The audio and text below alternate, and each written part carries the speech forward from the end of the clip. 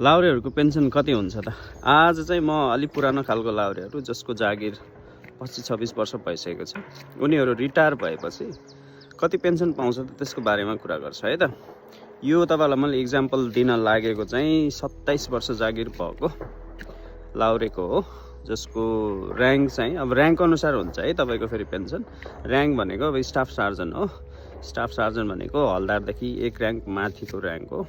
त्यो मान्छेको चाहिँ कति हुँदो रहेछ त्यो देखाउँछ है त। तपाईँले यहाँ तल हेर्नुभयो भने पेन्सन देखाएको छ, यो चाहिँ इयरली पेन्सन हो।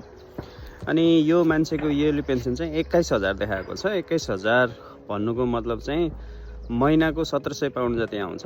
1700 पाउन्ड भनेको लगभग नेपालीमा कन्भर्ट गर्दाखेरि 3,35,40,000 जति पर्छ अहिले 186 को हिसाब गर्दाखेरि।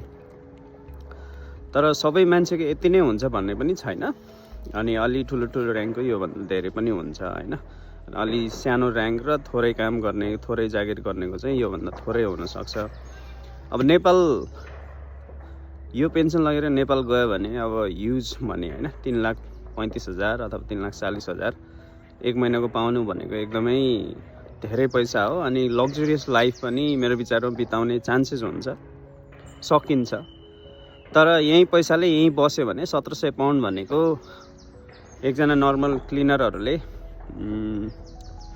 4-5 दिन काम गरेर कमाउने पैसा हो। साह्रै अब खाना बस्न त पुग्दैन त्यो पैसाले, तर त्यसमाथि पनि अरू केही ठिकको काम गऱ्यो भने खाना बस्न नर्मल सजिलै पुग्छ। यस्तो छ है हिसाब चाहिँ तपाईँहरूको लागि।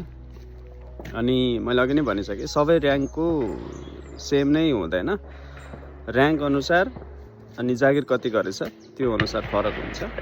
त्यसले गर्दाखेरि यति मात्र छ है। यता गोली सुरु भयो, म चाहिँ जान्छु है त साथीहरू। अहिलेको लागि टेक केयर, बाई।